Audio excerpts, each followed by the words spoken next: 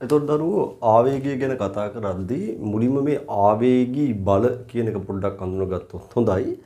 ආවේගී බල කියන්නේ පුතේ බොහෝ විට මේවා ඇති වෙන්නේ ගැටුම් හේතුවෙන්. පුතාට පේනවා මෙන්න මේ බොක්සින් ක්‍රීඩකයාට හොඳ පහරක් වැදිලා තිනවා එයාගේ මූණට. ඉතින් ඒ ගැටුම නිසා අත මතත් නිව්ටන්ගේ තුන්වෙනි නියමයට අනුව මෙයාගේ මුහුණ මතත් අපිට පෙන්වන්න පුළුවන් ක්‍රියා සහ ප්‍රතික්‍රියා බල ඇති වෙනවා. එතකොට සාමාන්‍යයෙන් අපි නිව්ටන් නියම තුන්වෙනි නියම උගන්වන වෙලාවේදී පෙන්නනවා මේක ඔයාලා දාන්න එකක් නිසා මම මේ විස්තර කිරීම කරන්නේ. මෙන්න මේ මිනිහාගේ මූණ මත එක බලයක් ඇති වෙද්දී ඊට විශාලත්වයෙන් සමාන බලයක් සහ දිශාවෙන් ප්‍රතිවිරුද්ධ බලයක් රොකට්ටුව මත ඇතුණා වගේ අත මතත් ගොඩනගෙන්න ඕන. ඉතින් මේ බලය ක්‍රියාත්මක වෙන්නේ පුතේ මේ ගැටුම ගොඩක් වෙලා මේ මූණත් එක්ක ස්පර්ශ වෙලා පවතින්නේ නැහැ. ඉතා කුඩා කාලයක් තුළ තමයි මේ ගැටුම පවතින්නේ. ඒ නිසා ඉතා කුඩා කාලයක් තුළ පවතින මේ බල අපි මෙතනින් පස්සේ හඳුන්වනවා ආවේගී බල කියලා. ආවේගී බල කියන්නේ බොහෝ විට ඒවා අපිට ගැටුමක් විසිකිරීමක්. දැන් අපි මොකක් හරි දෙයක් විසිකරද්දී ගොඩක් වෙලා අපි ඒ බලය දෙන්නේ නැහැ. අපි විසිකරන මොහොතේදී බලය අපිත් එක්ක ස්පර්ශය නැතුව ගිය ගමන් බලය නැති වෙලා යනවා. හරි ඒ වගේ තමයි ගැටුම ස්පර්ශය සිදු වෙන වෙලාවේදී පමණයි මේ බලය ගොඩනගන්නේ. ස්පර්ශය නැති වෙච්ච ගමන් ඒ බලය ඉවත් වෙලා යනවා. හරි ඒක නිසා අපිට එවැනි බල ටිකක් පොඩි විශේෂත්වයක් තියෙනවා. මොකද බලය ගොඩනගන්නේ ඉතා කුඩා කාලයක් තුල නිසා. එවැනි බල අපි ආවේගී බල විදිහට හඳුන්වමු. ඉතින් මේ ආවේගී බලත් එක්ක අපිට එනවා ඊගාවට ආවේගී කියලා භෞතික රාශියක්. ආවේග කියන්නේ මොකක්ද කියලා අපිට මුලින්ම බලන්න කලින් මම මේ ආවේගී බල පිළිබඳව මූලිකව පොඩි පුංචි හඳුන්වීමක් කරන්න ඉඩ දාලා තියෙනවා. පුතා රූප දෙකක් තියෙනවා. ඒකේ මෙන්න මේ ගැටුම අවස්ථාව මෙතන පුතාලා නම් කරගන්න මේ ගැටුම වෙච්ච වෙලාව. ගැටුම ඔතනදී බල දෙක ලකුණු කරලා පුතාලා දකුණු පැත්තෙන් ඉඩ තියලා තිනවා මම නෝට් එකට ලියාගෙන යමු මෙහෙම. ඊතා කුඩා කාලයක් තුල ක්‍රියා කරන බල ආවේගී බල ලෙස හඳුනා ගන්න අතර මෙම බල බහුල වශයෙන් ගැටුම් හේතුවෙන් හටගනී. මෙම බල බහුල වශයෙන් ගැටුම් හේතුවෙන් හටගනී. හරි. දැන් අපි ආවේගී අර්ථ දැක්වීම ගැන පොඩ්ඩක් කතා කරන්න ගියොත් පුතේ ආවේගය අර්ථ දක්වලා තියෙන්නේ. ඒතර ආවේගී බලය ගැනයි කලින් කතා කරේ. දැන් මේ ආවේග කියන්නේ අලුත් භෞතික රාශියක් අපි ඉම්පල්ස් කියලා කියනවා. ආවේගය අර්ථ දක්වන්නේ ඉම්පල්ස් කියන අපි I කියලා දානවා. ඔන්න ඔය කුඩා කාලයක යෙදෙන බලය ඒ කාලෙන් ගුණ කරාම ඒ ඩෙල්ටා T කියන කාලෙන් ගුණ කරාම අන්න බලය වතාවක් කාලය කියන ගුණිතයට මෙතනින් පස්සේ අපි නමක් දෙනවා ආවේගයක් කියලා. හරි පුතේ. එතකොට ආවේගී ඒකක අපිට ආවේගී ඒකකය ගන්න පුළුවන් නිව්ටන් තප්පර කියලා. ඔන්න ඔය විදිහට ඊට අමතරව ආවේගයත් මත තියාගන්න බලයේ දෛශිකයක් බැවින් එතකොට දෛශිකය අදිශයකින් ගුණ කරලා කාලය අදිශයක්නේ. හරි හැදෙන මේ ආවේගයේ දෛශිකයක්. හරි එහෙනම් ඔබට මත තියාගෙන ඉන්න ආවේගය කියන්නේ දෛශිකයක්. ඒක දිශාව සලකලා තමයි එයාගේ එකතු කිරීම අඩු කිරීම සියල්ලම කරන්න වෙන්නේ. ඒත් එක්කම එයාගේ ඒකකය නිව්ටන් තප්පර විදියට දැන්ට අපි මත තියාගමු. මොකද මේක තව ඉස්සරහට තවත් එකක් ගැන පෙන්වන්න පුළුවන් නිසා. හරි එහෙනම් අපි මුලින්ම එයාගේ අර්ධකීවත් මොකද මේවා ගොඩක් අපි කාලේ ගන්න ඕනේ නේ. පොන්චි විස්තර කිරීම තියෙන ඒවා කරලා අවශ්‍ය තැන අපි කාලේ ගමු. ඉතින් පුතාලා ඔය අර්ධකීම් පිළිවෙලට දාගන්නවා. ආවේග අර්ධකීමත් පුතාලා ලියන්න යන්න මෙහෙම. ආවේගයේ අර්ථ දක්වා ඇත්තේ ඉහතකී ආවේගී බලය හා එය ඇති වූ කුඩා කාලය වරහන් ඇතුළේ ඩෙල්ටා T අතර ගුණිතයේ ලෙස වේ. අතර ගුණිතයේ ලෙස වේ. පුතාලා යටින් ගන්න. එනම් ආවේගයේ සමානයි බලය ගුණ කිරීම කුඩා කාලය. සමීකරණ ලියන්න කලින් පුතාලා ලියා ගන්න ආවේගයේ සමානයි බලය ගුණ කිරීම කුඩා කාලය. හරි. ඒක යටින් ආවේගය සමානයි ආවේගයේ I සමානයි F වරක් ඩෙල්ටා T කියලා ලියලා පුතාලා ඒක කොටු කරගන්න. කොටු කරලා දකුණු පැත්තෙන් හරි යටින් හරි ඉඳ තියෙන විදිහකට ගන්න.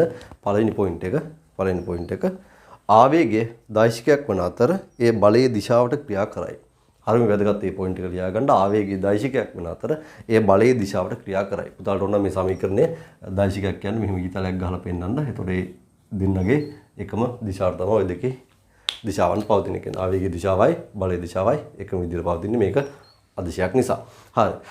එතකොට ඊගාව දෙවෙනි පොයින්ට් එක ගන්න. ආවේගයේ ඒකකය නිව්ටන් තප්පර වේ. ආවේගයේ ඒකකය නිව්ටන් තප්පර වේ. හරි.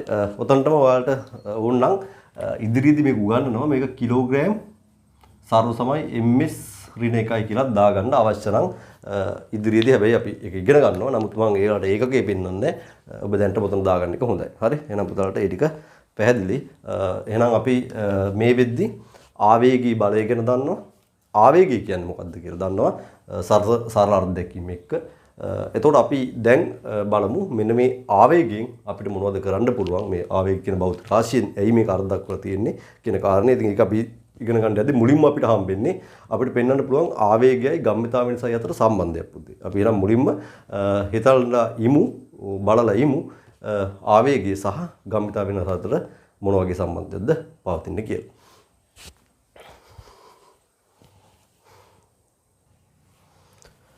හරි.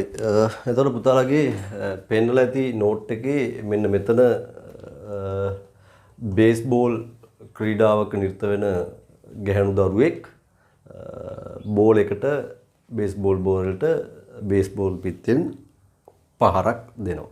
එතකොට දැන් සමහරුන් කල්පනා කරනවා බේස්බෝල් කියන්නේ මොනවද කියලා.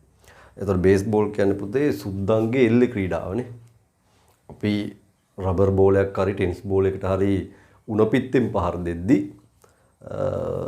සුද්දෝ මොකද කරේ ඒකට ටිකක් වෙනස් හොඳ මැටීරියල් එකකින් ලෝහ මැටීරියල් එකකින් හදපු පිත්තක් අරගෙන බෝලෙ චුට්ටක් අපේ බෝල්ට වඩා අපි එල්ලේ ගහන්න පාවිච්චි කරන බෝල්ට වඩා ටිකක් බර ක්‍රිකට් බෝලයක් වගේ ටිකක් සාශක්තිමත් වෙනත් මැටීරියල් එකකින් හදපු බෝලයක් පාවිච්චි කරලා අපි දැන් එල්ලේ ක්‍රීඩාවේදී බොහොම ආදරෙන් අපි සමාජිකයට පන්දුව දාන්නේ අපේම කෙනෙක් නේ දාන්නේ. නමුත් බේස්බෝල් ක්‍රීඩාවේදී ප්‍රතිවාදියා තමයි ක්‍රිකට් ගහනවා වගේ පන්දුව ඉතා වේගෙන් දමල ගහනවා. ඉතින් ඒකට අනිත් පිළේ කෙනෙක් ඉඳලා පහර දෙන්න ඕන. ඉතින් ජීවිත අවදානමක් ටිකක් තියෙනවා. මටත් මතකයි මම යුනිවර්සිටි එකේ එකම වාරයයි බේස්බෝල් ගහන්න ගියේ. මට ඒ ජීවිත අවදානම සහ මගේ පරපුර අනාගත පරපුර පිළිබඳවත් අවදානමක් ආවා. මොකද බැරිලා කන්න නරක තැනකට පුතේ දමල ගහන එකක් වැදුනොත් වෙන බරපතල වැඩක් නේ. හරි. ඒක නිසා මම මේ ජීවිතේ පළවෙනි වතාවට සහ අවසාන වතාවට බේස්බෝල් ගහලා වැඩේ අත්හැරියා. අත්හැරලා මම අපි දන්න එල්ලේ ක්‍රීඩාවට ගියා. මොකද එල්ලේ ක්‍රීඩාවේ උත්තර අවදානමක් නැහැ. මොකද අපේ පැත්තම කෙනෙක් තමයි ආදරෙන් පන්දුව අපි වෙත යොමු කරන්නේ. ඉතින් ඒකනේ අපිට ගහන්න තියෙන්නේ. අරක එහෙම නෙමෙයි. අනාරක්ෂිත පන්දුවකින් දමල ගහනවා ප්‍රතිවාදීන්. ක්‍රිකට් නම් බිම කොටලා නෙවන්නේ. අරක එහෙම නෙමෙයි කෙලින්ම නේද උඩින්මයි එන්නේ. බොහොම කල්පනාවෙන් සෙල්ලම් ගන්න වෙනවා. හරි. ඔබත් අනාගතේ කැම්පස් එකට ගියාම කැමති නම් බේස්බෝල් ගහන්න යන්න. නමුත් මට මේ වෙලාවේ ඒක ඔබ කරනවද නැද්ද කියන අවශ්‍ය නැහැ. මට දැන් වැදගත් වෙන්නේ අර දරුවා වෙතට එන U වේගින් එන ස්කන්ධ M වෙච්ච පුතේ බේස්බෝලේ. U වේගින් එන්නේ පිට පැත්තට ස්කන්ධ M වෙච්ච බේස්බෝලේට ඒ දරුවා හොඳ පහරක් ගහනවා. හොඳ පහරක් ගහනවා. මේ තියෙන උඩ ගැටුමට මොහොතකට පෙර කියන්නේ අවසාන තප්පර 10න් පංගුව වෙන්න පුළුවන්. වදින්න ඔන්න මෙන්න අවස්ථාව. එතකොට ඊට පස්සේ මේ තියෙන ගැටුම වෙලාවේ පුතා ෆොටෝ එකක් එහෙම ගහලා බැලුවොත් පුතාට දකින්න පුළුවන් ඉතින් බෝලේ පොඩ්ඩක් චප්පන් වෙලා නේද එතන පොඩ්ඩක් නැමිලා මෙතන බලයක් ගොඩ නැගෙනවා. ওই බලය පුතාලට කාලයත් එක්ක නිකන් පස්තරයක් ඇඳලා බැලුවොත් පෙන්වන්න පුළුවන් දරුවනේ මේක නිකන් මෙහෙම වේගෙන් විශාල වෙලා පස්සේ ඒක මෙන්න මෙයා මෙතන නිකුත් වෙන වෙලාවේදී බිඳුවක් වගේ බවට පත් වෙන ප්‍රස්තාරයක් තමයි පුතාලට හම්බෙන්නේ. බලය හා කාලය අතර ප්‍රස්තාරය. හරි. ඉතින් ඔය වගේ ගොඩනගෙන බලයක් ඒක. ඉතින් ඒ බලය නිසා අපිට දකින්න පුළුවන් වෙනවා මේ බෝලය ගැන හිතුවොත් බෝලය මත බාහිර අසන්තුලිත බලයක් යෙදිලා තියෙන්නේ. හැබැයි බෝලේ බැට් එක එකට ගත්තොත් මතක තියාගන්න පද්ධතිය බාහිර අසන්තුලිත බලයක් නැහැ. එවැනි කාරණා ගැන කතා කරන්නේ අපි දෙසැම්බර් මාසයේ. අපිට තියෙනවා ගම්මිතා සංස්කෘතියේදී. දැන් මම කතා කරන්නේ බෝලය ගැන. බෝලේ විතරක් ගත්තොත් බාහිරින් යට බලයක් යෙදිලා පුතේ. ඒ යෙදිච්ච බලය නිසා එයාගේ බලන්දේ බලය තියෙන්නේ වාගේ දකුණු පැත්තට දකුණට තියෙන්නේ. එතකොට මෙයාගේ වම් පැත්තට තිබ්බ ගම්මිතාව සම්පූර්ණ මේ බලය මගින් විනාශ කරලා එයාට අනිත් පැත්තට ගම්මිතාවක් කරන් දෙනවා. ඒ කියන්නේ දකුණට ගම්මිතාවක් කරන් දෙනවා. ඒ කියන්නේ දකුණු දිශාවට ප්‍රවේගයක් කරන් දෙනවා. ඒ කියන්නේ සරලව කිව්වොත් මේ බලයෙන් බෝලේ ගම්මිතා වෙනස් වීමක් ඇති කරා. මොකද අපි දන්නවා නිව්ටන්ගේ දෙවන නියමේ අතුරු ප්‍රතිඵලයක් විදිහට බලය ගම්මිතා වෙනස් වීමේ ශීඝ්‍රතාවට සමානයි කියලා. හරි. එතකොට අපිට මෙතනට එහෙනම් භාවිතා කරන්න පුළුවන් හරි අපූර්ව දෙයක් තමයි ඔබට මේ වගේ තැනක බොහෝට මේ ප්‍රවේගය අහන්නට පුළුවන් දරුවනේ. මේ ප්‍රවේගය දීලා ඉතින් ඔයගේ තැනකදී අපි ගන්න පුළුවන් නිව්ටන්ගේ දෙවන නියමයට අනුව අපි බේස් බෝලේ සලකලා යොදනවා F සමානයි mv ඍණ mu බෙදීම t කියන සමීකරණය කොයි හරි දිශාවකට. මම දැන් මේකේ සමීකරණේ ගාන හදන එක නෙමෙයි බලාපොරොත්තු වෙන්නේ. සමීකරණ භාවිත කරනවා ඔබ මෙතන v', u', ඉලක්කම් ආදේශ කරලා m', කාලෙටයි ඉලක්කම් ආදේශ කරලා ඔබට ගැටලුව විසඳන්න පුළුවන්. මට පෙන්වන්න ඕන මෙතන මේ f t ගෙන් ගුණ කරොත් මේ ගැටුම කුඩා කාලයක් තුල වෙච්ච ගැටුමක්. ඉතින් f t කියලා ගත්තොත් ඔබට ඒක සමානයි mv ඍණ mu කියලා එනවා. හරි අපූර්ව කතාවක්. මේ f t කියන එක හත් වලානේ කොහේ හරි දැක්කා. f t කියන පුතේ කොහේ හරි දැක්කා. බලය වැඩි කිරීම කාලය.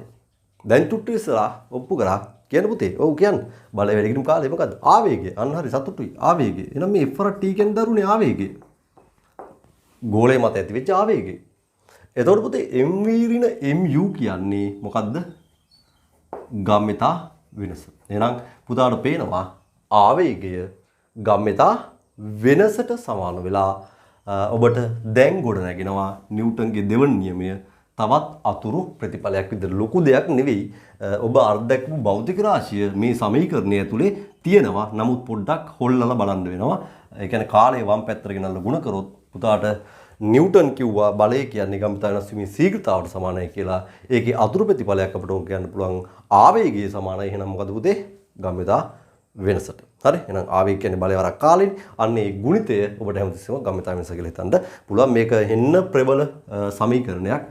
බහුල වශයෙන්ම විභාගෙට MCQ ප්‍රශ්න ලබා දුන්නු තැනක්. ගිය පාරත් මේ අදහස මේ ගැටලුවක් විදිහට නැතුණාට ඒක FT පස්තරත් එක්ක එනවා ප්‍රශ්නයක්. අපිට තව චුට්ටකින් ඒක තේරුම් ගන්න පුළුවන් සිද්ධාන්ත ටික ආවරණය වෙනවා. හරි එහෙනම් පුතාලා මේ ටික මෙවැනි ගැටුමක් ආරම්භයගෙන හරි ඔබට කුඩා කාලයකදී ගොඩනැගෙන බලයක් ගැන හිතලා ඔබ නිව්ටන්ගේ දෙවන නියමයේ අතුරු ප්‍රතිඵලයක් විදිහට එන ගම්මිතාව බලයට ගම්මිතාව වෙනස් වීමේ ශීඝ්‍රතාව බලයට සමානයි කියන සමීකරණය තව පොඩ්ඩක් වෙනස් කරගෙන ඉදිරිපත් කර හැකි. ඒකම තමයි මේකෙන් ගන්න පුළුවන් අර ගණන් ඔක්කොම මේකෙන් හදන්න පුළුවන්. නමුත් මේක අපිට මේ ස්වරූපයට ගන්න ඕන. ඒ කියන්නේ for t ගම්මිතාව වෙනසයි කියන එක බලා ගන්න ඕන නම් අපිට මේව සකස් කරලා බලන්න වෙනවා. හරි. ඒතකොට අන්තිමේදී මට පෙන්න ගන්න ඕනේ වැදගත්ම දේ ඔප්පු කිරීමට වඩා මොකද්ද පුතා දැනගන්න ඕන ආවේගයක් කියන භෞතික රාශිය කෙලින්ම පේනවා කාට සමානයිද? ඔව් වස්තුවක ගම්මිතා වෙනස් වීමට සමානයි. වෙනස් වීමේ ශීඝ්‍රතාව නෙමෙයි පුතේ වෙනස් වීමට සමානයි. හරි එහෙනම් අපි මේක පුතාගේ නෝට් එකට එකතු කරනවා. හරි පුතාලා නෝට් එකේ අඩුපාඩු ටික දරුවනේ පොඩ්ඩක් රූපය සකස් කරගන්න. මම ආවේගය හා ගම්මිතා වෙනස අතර සම්බන්ධ කියන මාතෘකාවට පොඩි ඉන්ට්‍රැක්ෂන් එකකට ඉඩක් දීලා තියෙනවා. පුතාලා එතන මෙහෙම ලියාගෙන යමු. පහත රූපේ පෙන්වන ඇති පරිදි බේස්බෝල් ක්‍රීඩකාවක් ස්කන්ධ mu u ප්‍රවේගයෙන් පැමිණෙන බෝලයකට පහරක් එල්ල කිරීම නිසා පිත්ත හා බෝලය අතර ගොඩනැගෙන F ආවේගී බල හේතුවෙන් බෝලයේ එහි ප්‍රවේගය v දක්වා වෙනස් කරගන්නේ නම් කියලා පුතාලා කමාවක් දාලා දැන් රූපෙට යටින් පුතාලට නැවතරක් මම ඉඩ දීලා තියෙනවා මේ රූප වලට යටින් පුතා මේ පස්තාරය අඳින්න ඕනේ මේක අපිට ඉස්සරහට හම්බෙන පස්තාරයක්. එතකොට රූපෙට යටින් පුතාලා මෙන්න මෙහෙම ලියමු දරුවනේ. ලියන්න නිව්ටන්ගේ දෙවන නියමයට අනුව මේ සමීකරණය ගොඩනගන්න යන්නේ. නිව්ටන්ගේ දෙවන නියමයට අනුව බේස්බෝලයේ චලිතය සලකා. හරි? බේස්බෝලයේ චලිතය සලකා ලියන්න F = mv ඍණ mu බෙදීම t යෙදීම. එතනින් පුතා හරස් ගුණයෙන් F = t = mv ඍණ mu කියලා අරගෙන යටින් සමීකරණ ලියාගන්න ආවේගය සමානයි ගම්මිතා වෙනස කියලා කොටු කරගන්න. ආවේගය සමානයි ගම්මිතා වෙනස. හරි? එහෙනම් මේක කොටු කරලා යටින් ඔබට ඉඩ ඇති ඒ ඉඩේ මම මේ කියන කාරණා ටික එකතු කරගෙන යමු. හරි. පුතාලා යටින් ලියන්න පළවෙනි පොයින්ට් එක. එනම් බෝලය මත ඇතිවන ආවේගය එහි ගම්මිතා වෙනස් වීමට සමාන බව පැහැදිලි වේ. පළවෙනි පොයින්ට් එක. එනම් බෝලය මත ඇතිවන ආවේගය එහි ගම්මිතා වෙනස් වීමට සමාන බව පැහැදිලි වේ. හරි වරහන් ඇතුළේ ලියන්න මෙය පිත්ත මත ඇතිවන ආවේගයටද සමාන බව මතක තබා ගන්න. මෙය පිත්ත මත ඇතිවන ආවේගී විශාලත්වයට සමාන බව මතක තබා ගන්න. ආවේගයට සමාන නැහැ. මොකද ආවේග කියන්නේ දෛශිකයක් නේ. ඒතකොට දිශාව වෙනස්. එතන විශාලත්වය විතරයි.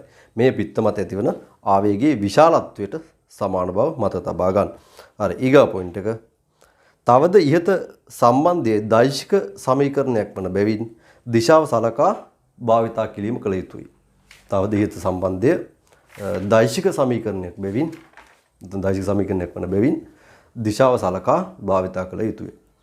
හරි එහෙනම් පුතාලගේ මේ වෙද්දි ඔයාලට ඉතාම පැහැදිලි මගේ පුතාලට ආවේගය කියන්නේ මොකක්ද කියලා අපි දැන් තේරුම් ගත්තා. ආවේගී බලයෙන් පටන් අරගෙන ආවේග කියන්නේ බලයවරක් ඒ බලය ඇති වෙච්ච කුඩා කාලයේ ගුණිතය කියලා කතා කරා.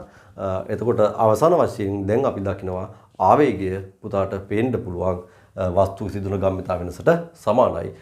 එතකොට බෝලය ගැන හිතුවොත් බෝලය මත ඇතිවෙච්ච ආවේගයේ බෝලේ ගම්මිතා වෙනස් වීමට සමානයි. හැබැයි බෝලේ ගම්මිතා වෙනස් වීම විශාලත්වයේ මත තියාගන්න පිත්තටත් එයාගේ ආවේගයට සමාන. හේතුව පිත්ත මත ඇති වෙන්නේ බෝලේ මත ඇති වෙන බලය ඒ කාලය තුලමයි. ඒ කියන්නේ පිත්ත මත සහ බෝලේ මත ඇති වෙන ආවේගයේ විශාලත්වයෙන් සමානයි. හැබැයි ආවේගය සමානයි කියලා කියන්න බෑ. මොකද ආවේගය දෛශිකයක් නිසා. හොඳට තේරුම් ගන්න. මොකද යම් දෛශික රාශි දෙකක් නිකන් වස්තු දෙකක් මත ඇති වෙන දෛශික රාශීන් සමාන වෙන්න නම් විශාලත්වයෙන් වෙන දිශාවත් සමාන වෙන්න ඕනේ. එතකොට අපිට කියන්න බෑ කවදාවත් බෝලේ මත ඇතිවෙච්ච ආවේගය පිත්ත මත ඇතිවෙච්ච ආවේගයට සමානයි කියලා. හරි. හැබැයි මට කියන්න පුළුවන් බෝලේ මත ඇතිවෙච්ච ආවේගී විශාලත්වය පිත්ත මත ඇතිවෙච්ච ආවේගී විශාලත්වයට සමානයි. කියලා දිශාවත් ඇරලා විශාලත්වය ගැන හිතලා කතා කරන්න පුළුවන්. හරි. එහෙනම් මගේ පුතාලා මෙන්න මේ භෞතික විද්‍යාව මේවා තමයි පුතේ සියුම් තැන් වෙන්නේ. ඒ කියන්නේ ඔබට ඕනම වෙලාවක මේකේ ගැටලුවක් දෙන්න පුළුවන්. ඔය මම දැන් උච්චාරණය කරලා ඔබට කිව්ව. ඔබට හයිලයිට් කරමින් කිව්ව ඒ સિદ્ધාන්ත වලින් අහන්නත් පුළුවන්. හරි. ඒ හින්දා අපි විභාගේ ප්‍රශ්නේ අහන්න පුළුවන් හැම පැත්තම හිත දරුවනේ ඔබට දෙන්නේ. ඔබ මේ සියල්ලම ඔළුව තුල තියාගත යුතුයි. ඉතින් අපි හැමතිස්සම කියන්නේ සයන්ස් කරන්න හැමෝටම පුළුවන්. 아무තු දක්ෂතාවයක් සයන්ස් කරන්න අවශ්‍ය නැහැ. නමුත් පවතින තරංකාරී විභාගෙන් ඔබ කැම්පස් එකකට යන්න විශේෂයෙන්ම ඉන්ජිනියරින් මෙඩිසින් ෆැකල්ටි වලට යන්න මෙඩිසින් ෆැකල්ටියට යන්න ඉන්ජිනියරින් ෆැකල්ටියට යන්න දිස්ත්‍රික්කයේ මුල් රෑන්ක් එකකට යන්න පේරාදෙණිය කොළඹ මොරටුව වගේ යුනිවර්සිටි එකක් ඇතුළට රිංග ගන්න පුතාලට ලොකු කැපකිරීමක් කරන්න වෙනවා. ඒක අමාරුයි. ඒකට සෑහෙන මහන්සි වෙන්න වෙනවා. මොකද ෆිසික්ස් කියන එක ඉගෙන ගන්න පහසුයි තරංකාරී විභාගය තමයි පුතාට අමාරු. හරි. ඒ නිසා ඔබ හැමතිස්සෙම මත තියාගන්න මේකේ පාඩම් දෙකක්. ඔබ මේ දැන් කරන්නේ භෞතික විද්‍යාව බොහොම ලස්සනට ඉගෙන ගන්න එක. එහෙනම් මේක පිටිපස්සේ තරංකාරී විභාගයට සූදානම් වීම කියන එක පුතාගේ අතේ තියෙන රාජකාරියක්. එතකොට ඒකට අවශ්‍ය උපදේශනයන්, අවශ්‍ය වැඩපිළිවෙළවන්, ඒවා ටික සියල්ලම අපි බාරාරම් කරනවා. ඉතින් ඒකත් එක්ක යෙදීම අපි කියන වැඩ ටික කිරීම තමයි මේ යෙදීම වෙන්නේ. ඉතින් පුතාලාගේ අතේ ඒක තියෙන්නේ. මොකද මේ වෙලාවේ සාමාන්‍ය පන්තියක් ඇතුළේ නම් අපි මේක බලහත්කාරයෙන් හරි ඔබලව්වා කරන වැඩ පිළිවෙල දාගෙන ආවා. ඔබට මතක ඇති අපි පන්තියේ ඔබගේ ඇසයින්මන්ට් ටික බලනවා නේ. ඒවා අපි බලලා තමයි ඔබ එළියට දාන්නේ. සීල් ගහනවා. ಜಾති ගොඩක් කරා බලහත්කාරයෙන් ඔබ වැඩ කෙරෙව්වා. ඔබ ඊට පස්සේ බිත්ති පුවත්පත් හැදුවා. නේ? ඒ වගේ સિદ્ધාන්ත මත තියාගන්න ඔබට අපි දුන්න විවිධ ක්‍රමවේදයන් ඔබ ඒවා කරාද නැද්ද කියන එක මම බැලුවා. නමුත් මේ වෙලාවේ ඔබ ඒක බලන්න මම සෙටින්ග්ස් දාලා තියෙනවා. මම ක්‍රමවේදයන් දීලා තියෙනවා. නමුත් ඒක අනුගමනය කරාද නොකරාද කියන කාරණය මේ වෙලාවේ ඔබට නොකර ඉන්නත් පුළුවන් කියලා මම කියන්නේ. මොකද ඒක නොකර හිටියා කියලා මම ගෙදරට ඇවිල්ලා ඔබෙන් කනමිරි කණ්ඩ වෙයි. නේද? ඉතින් ඒක නිසා මේ වෙලාවේ පුතා අර පන්ති ඉගෙන ගන්න අවස්ථාවටත් වඩා ස්වයං සංයමයෙන් ගුරුරු කියන දේවල් කරන්න පටන් ගන්න ඕන. හරි? එහෙනම්යි පුතාලට මම මේ කියන්නේ අනාගතයේ ඔබට බලාපොරොත්තුවක් තියෙනවා නම් තරංකාරී මේ විභාගයේ ඉලියලා කැම්පස් එකට යන්න. හරි? අඩුම කැම්පස් එකට යන්න. පුතා අපි මේ කියන දේවල් ටික අනුගමනය කරමු. හරි? ඉතින් ඒක කැම්පස් එකට ගිය දරුවෙක් තමයි දන්නේ තමන් දැනුවත් හෝ නොදැනුවත්ව මොනතරම් වාසනාවක් ලබා ගත්තද කියන්නේ. මොකද ඔබගේ ජීවිතය පවතින තැන තනිකරම අංශක 180කින්ම දිශානතියකින්ම මාරු කරගන්න පුළුවන් හොඳම තෝතැන්න තමයි හොඳම ඔබට ලබා ගන්න. ඔබ ඒක නිකන් නෙමෙයි හැමෙන්න ඔබ ලබා ගන්න ඒ දේ තමයි කැම්පස් එක ඇතුළට තරංකාරී වැතුල් වීම. හරි. ඉතින් ඔබට ලංකාව ඇතුලේ තමයි රටවල් ගණනාවක් අතුරින් මෙවැනි නිදහස් අධ්‍යාපනයක අවස්ථාව ලැබිලා තියෙන උසස් අධ්‍යාපනයකට. ඉතින් මේ අවස්ථාව පුතා පුළුල් ලෙස ප්‍රයෝජනට ගන්න මගේ දරුවෝ මහන්සි වෙන්න ඕන. හරි එහෙනම් පුතේ අපි යනවා ඒකේ ඊගාව අවස්ථාවට මොකද්ද FT පස්තාර කියන්නේ කියලා පොඩ්ඩක් අපි බලමු. මොකද මේ පරිවිභාගයට එන්නේ මේ સિદ્ધාන්තේ අපි හොඳට බලමු මොකද්ද මේක ඇත්තටම තියෙන්නේ කියලා.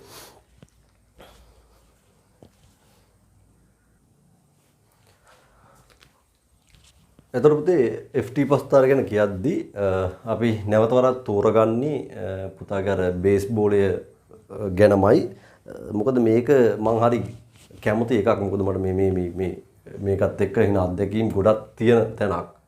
එතකොට මට මේකත් එක්ක මට කෙලින්ම අවුරුදු 10ක් පිටිපස්සට ගිහින් මගේ පේරාදෙණි කැම්පස් ජීවිතේ පිට්ටනිය වෙනකම් බේස් බෝල් ගහ පිට්ටනිය වෙනකම් ජීවිතය ආපස්සට මෙනෙහි කරන්න පුළුවන් හරි අපූර්ව සංසිද්ධි ගොඩක් තියෙන තැනක්. මම දැන් ඒව මේ වීඩියෝ එකේවත් එක කතා කරන්න යන්නේ.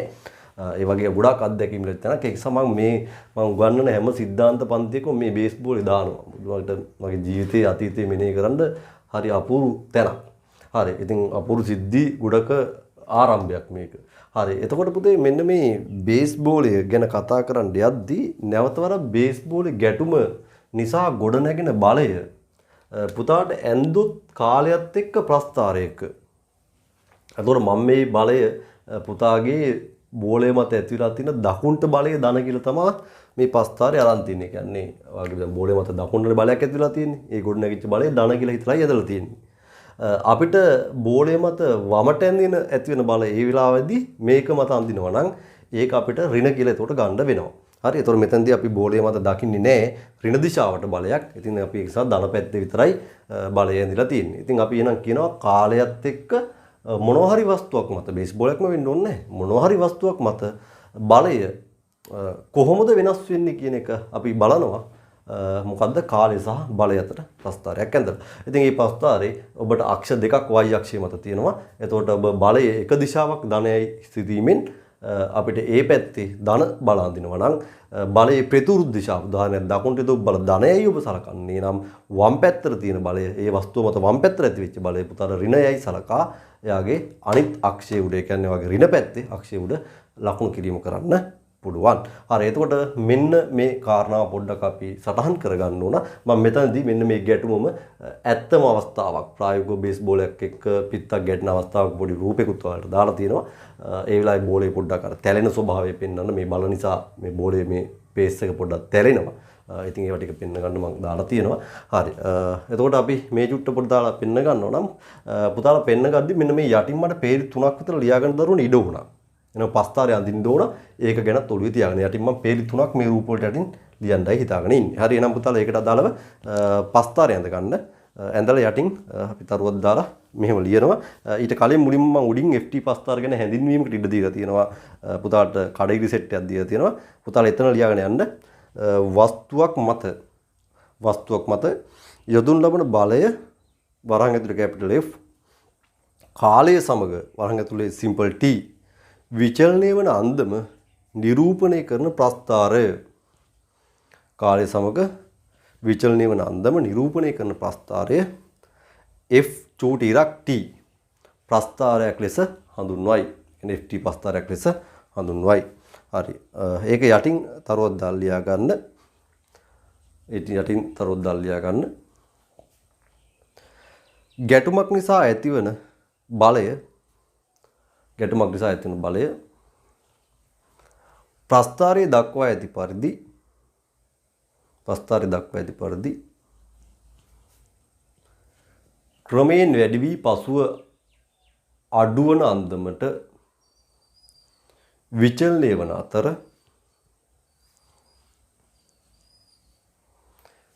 එක් දිශාවකට ඇති බල ඒක දෙවෙනි පොයින්ට් එක විදිහට ගත්තත් කවන්නේ. එක් දිශාවකට ඇති බල ප්‍රස්ථාරයේ ධනාක්ෂය මත ලකුණු කරන්නේ නම් ප්‍රතිවිරුද්ධ දිශාවේ බල එහි ඍණාක්ෂය මත ලකුණු කිරීම සිදු කරයි. ප්‍රතිවිරුද්ධ දිශාවේ බල එහි ඍණාක්ෂය මත ලකුණු කිරීම සිදු කරයි. හරි. එහෙනම් පුතාලා ওই ටික පැහැදිලිව පෙන්න ගත්තට පස්සේ පුතාලා ඊගා මාතෘකාව යනවා FT පස්ථාරයක වර්ගඵලය.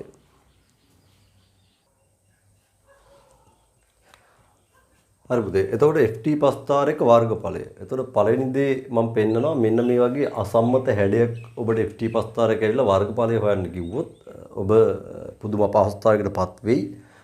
නමුත් මේකට ක්‍රමවේදයක් තියෙනවා. ඔබට තියෙන්නේ මේ ප්‍රස්ථාරය මේ වගේ ඍජු කෝණාශ්‍ර වලට කඩා ගන්න එක. එතකොට පුතාට හැමතිස්සෙම පේනවා මේ බලන්න පුතේ මෙන්න මේ ඍජු කෝණාශ්‍රය මෙන්න මේ පිටින් තියෙන ත්‍රිකෝණ කෑල්ල මෙන්න මෙතන ත්‍රිකෝණ කෑල්ල. හරි?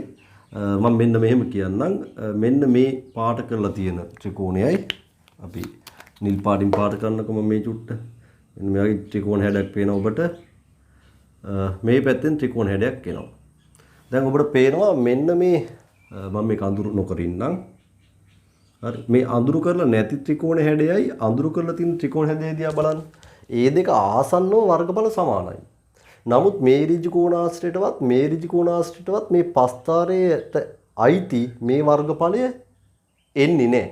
ඒ කියන්නේ ඒක ඉවත් වෙලා ගිහින්. නමුත් පස්තාරට අයිති නැති පිටින් වර්ගඵලයක් ඒ වෙලාවෙම මේ ඍජු කෝණාශ්‍රය අල්ලගෙන ඉන්නේ.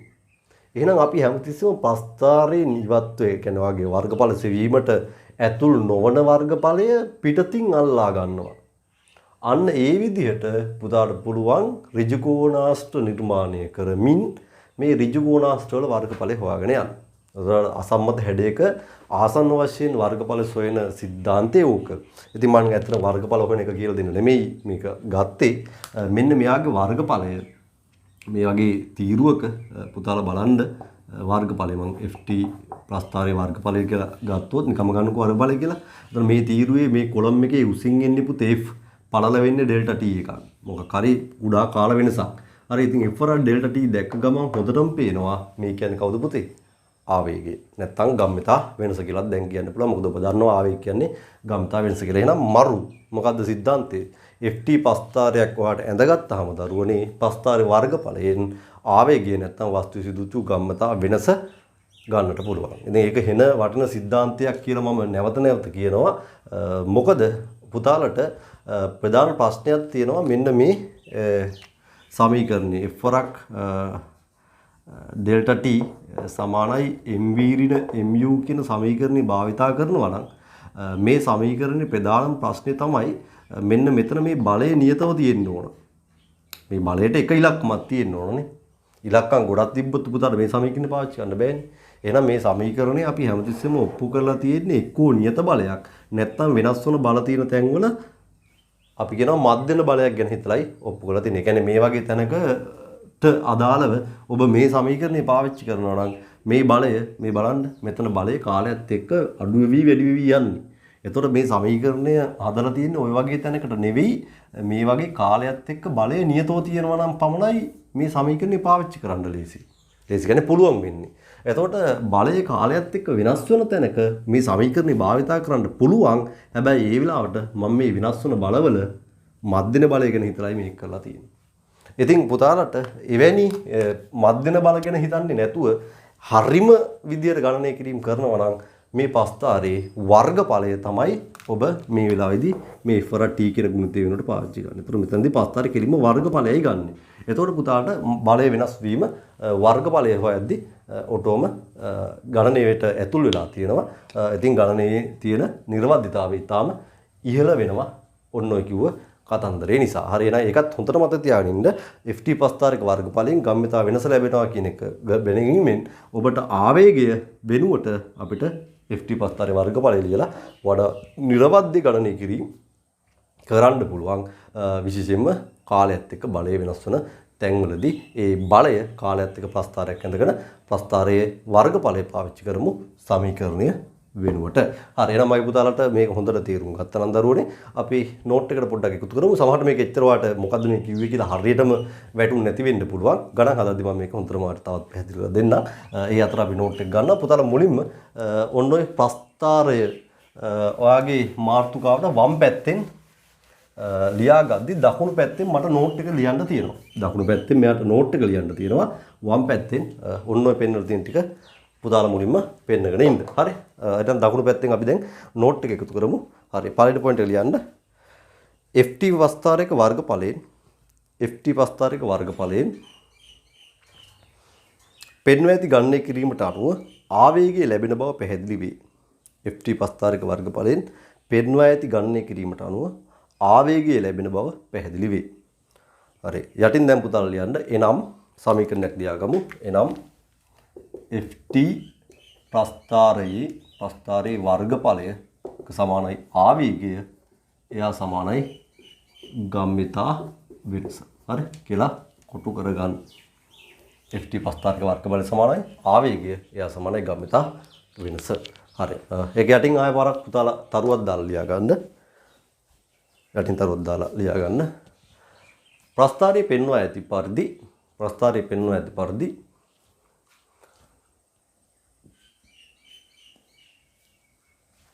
වර්ගඵලයේ සෙවීම සඳහා නිශ්චිත නොවන හැඩයක් පවතින විටදී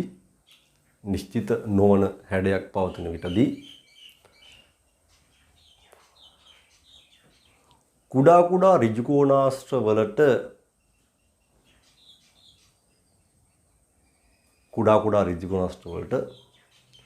ප්‍රස්ථාරයට අයත් වර්ගඵල සීමාව වෙන් කිරීමෙන්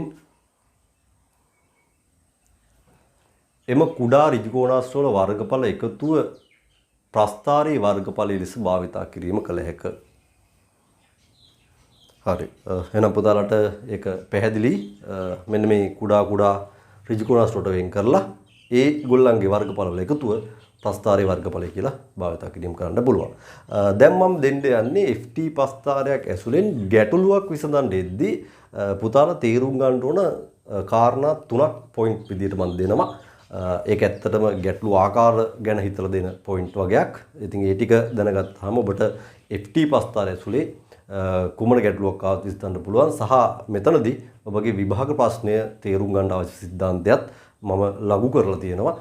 ඒකත් එක්ක ඔබට විභාග ප්‍රශ්නය තේරුම් ගන්නත් පුළුවන් වෙයි. විභාග ප්‍රශ්නේ මම වගේ ටියුට් එකට දාලා තියෙනවා මට මතක හැටියට. එතකොට මම ඒක තිබ්බොත් මම පෙන්නන්නම්. ඊට පස්සේ ඔබට ඒක කරලා බලන්න පුළුවන්. හරි. එහෙනම් පුතේ අපි මුලින්ම බලමු මේ ft ප්‍රස්ථාර සම්බන්ධව එයාගේ වර්ගඵලයේ සෙවීම සම්බන්ධව වැදගත් කාරණා ටික මොනවද කියලා.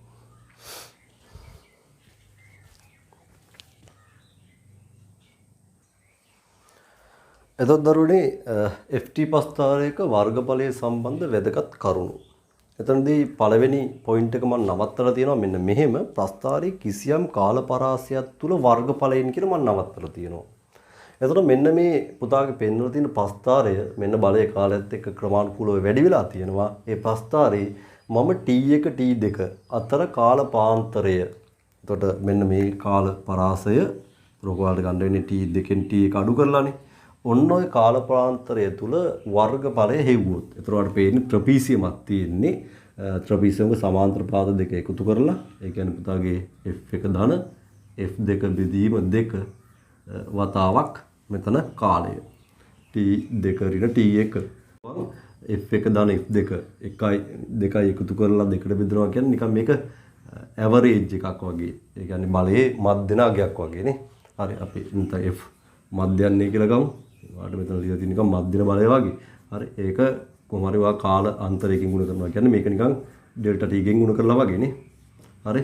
එතකොට ඔබට කොහොම හරි මධ්‍යන බලයක් මේ සීමාව තුලදී තියෙන ඒ කියන්නේ හරි මැද බලයක් මේ බල දෙක අතර හරි මැද බලය අරගෙන හරි එතකොට වගේ ඔය f1 ධන f2 එකතු කරලා දෙකට බෙදුවම මැදගේ එන්නේ. හරි. එතකොට මේ හරි මැදගේ මේ කාල ප්‍රාන්තරය මම මේක ඩෙල්ටා t කියලා හිතලා තියෙනවා. හරි එයාගෙන් ගුණ කරලා අරගෙන තියෙනවා. එතකොට අපිට වැදගත්ම දේ තමයි මේ වර්ගඵලයෙන් පුතේ ලැබෙන්නේ මේ කාලාන්තරය තුලදී වස්තුවේ ආවේගය හෙවත් ගම්මිතා වෙනස් වීම පමණයි. ඒ කියන්නේ මෙන්න මුළු දැන් ඔයගේ බලය තාම දිගටම පවතිනවනේ. එතකොට මේ මුළු බලය පැවතිච්ච කාලේ පුරා එක නෙවෙයි හම්බෙන්නේ. ඔබ මේ සලකපු සීමාව තුල ගම්මිතා වෙනස් වීම පමණයි ලැබෙන්නේ. හරි එහෙනම් ඔයාලට මේ බලය පවතින මුළු කාලය පුරාම තියෙන යාගේ ගම්මිතා වෙනස් වීම හොයා ගන්න ඕන නම් පුතා සම්පූර්ණ වර්ගඵලය ඒ කියන්නේ ප්‍රස්ථාරය යටතේ තියෙන මුළු වර්ගඵලයම හොයා ගන්න ඕන. හරි එහෙනම් අපි ඒක තමයි මෙතන මුලින්ම තේරුම් ගන්න ඕන දේ. එහෙනම් අපි මෙහෙම නෝට් එක හදා ගන්නවා. ප්‍රස්ථාරي කිසියම් කාල පරාසයක් තුල වර්ගඵලයෙන් කියලා තියෙනවනේ. පුතාලා එතන එහෙම ඉස්සරහට ලියාගෙන යන්න. කිසියම් කාල පරාසයක් තුල වර්ගඵලයෙන් ලියන්න. එම කාල පරාසය තුලදී වස්තුවට ලැබුණු ගම්මිතා වෙනස වරන් ඇතුළේ ආවේගය පමණක් ලැබේ. හරි. දැන් පුතාලා ප්‍රස්ථාරයේ වම් පැත්තෙන් ඇඳ ගන්නවා. මේ ප්‍රස්ථාරයේ වම් පැත්තෙන් ඇඳගෙන වර්ගඵලය පෙන්න ගන්නවා. දකුණු පැත්තේ තවත් මම නෝට් එක පොයින්ට් ෆෝම් එකට දෙන්නයි යන්නේ. එහෙනම් වම් පැත්තෙන් මේ කොටස් ටික ඇඳ ගන්න. හරි. ඇඳලා පුතා ප්‍රස්ථාර දකුණු පැත්තෙන් ලියන්න ඊගා පොයින්ට් එක. මුළු චලිතය තුළ සිදු ගම්මිතා වෙනස ලබා ගැනීමට ප්‍රස්ථාරයේ සම්පූර්ණ වර්ගඵලය ලබා ගත යුතුයි. පැහැදිලි? මුළු චලිතය නිසා සිදු ගම්මිතා වෙනස ලබා ගැනීමට ප්‍රස්ථාරයේ මුළු වර්ගඵලය ලබා ගත යුතුයි. නැත්නම් ප්‍රස්ථාරයේ සම්පූර්ණ වර්ගඵලය ලබා ගත යුතුයි. ඊගා පොයින්ට් එක මෙහිදී ප්‍රස්ථාරයේ හැඩය කුමක් වුවත් ඉහත සම්බන්ධතා වළංගු වේ. මෙහිදී ප්‍රස්ථාරයේ හැඩය කුමක් වුවත් ඉහත සම්බන්ධතා වළංගු වේ. හරි. එතකොට පුතාලගේ FT ප්‍රස්ථාරයේ යම් කාලාන්තරයක් තුළ කාල පරාසයක් තුළ පුතාගේ වර්ගඵලයෙන් මොකද්ද පෙන්නන්නේ කියන දේ තමයි අපි මුලින්ම මෙතෙන්දී highlight කරන්න උත්සාහ කරේ. හරි. ඉතින් මේවා හුඟක් පන්තිවල දැන් ඉස්සරත් අපිත් මේවා උගන්වද්දී ගොඩාක් highlight කරේ නෑ. නමුත් දැන් පේපර් එක යන රටාව හැමතිස්සෙම අපි කරන්නේ ඔයාගේ පේපර් එක වෙනස් වෙද්දී ඔයාගේ સિદ્ધාන්තය හැමතිස්සෙම ඉම්ප්‍රූව් කරනවා. ඒ කියන්නේ 2021 උගන්වපුවාට වඩා 22 උගන්වපු දේ වෙනස් යම් වෙනස්කම් ඇති පිට කරනවා. ඒ කියන්නේ වෙනස් කරනවා කියන්නේ ඉම්ප්‍රූව්මන්ට් එකක්. ගිය පාට වඩා වැඩි දෙයක් අපි ඔබට දෙනවා. ඉතින් අවුරුද්දෙන් අවුරුද්ද ඒ වෙනස්කම් සියල්ල කරන්නේ පවතින පේපර් එකේ තියෙන වෙනස් වීම් දිහා බලාගෙන. මොකද ඔබ සූදානම් කරන්නේ භෞතික විද්‍යාව ඉගෙනීම ප්ලස් පේපර් එකට සූදානම්. දැන් මේ ඔක්කොම ඔබ දැන් මේ දෙන්නේ ප්‍රශ්න පත්‍රයට සූදානම් කිරීම. ඒ කියන්නේ ඔබට හරිනම් මෙවුවා સિદ્ધාන්තයේ දුන්නු සැනින් තේරුම් ගන්න පුළුවන් වෙන්න ඕන. නමුත් දරුවෝ මේ වගේ සියුම් තැන් එකවර ග්‍රහණය කරන්නේ නැති නිසා ඒවා උලුප්පලා ඔබට ලබා දීම අපේ වගකීමක්. ඒකයි අපි ඒ වගකීම බොහොම ලස්සනට කරගෙන යන්නේ. ඉතින් ඔබට ඕනම කෙනෙක්ගේ නෝට් එකක් එක්ක හැමතිස්සෙම අපි කියන්නේ එකයි බය නැතුව කම්පෙයාර් කරලා බලන්න.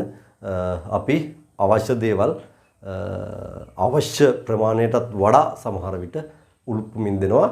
හැබැයි ඔයාලට ලේසියම මතක තියාගන්න පුළුවන් ප්ලෑන් එකක් එක්ක. හරි. ඉතින් ඒවත් හොඳට ඔළුවට තියාගෙන අපි ඊගාව කොටස පොඩ්ඩක් බලමු. මොකද්ද ඊගාවට කියන්නේ කියලා.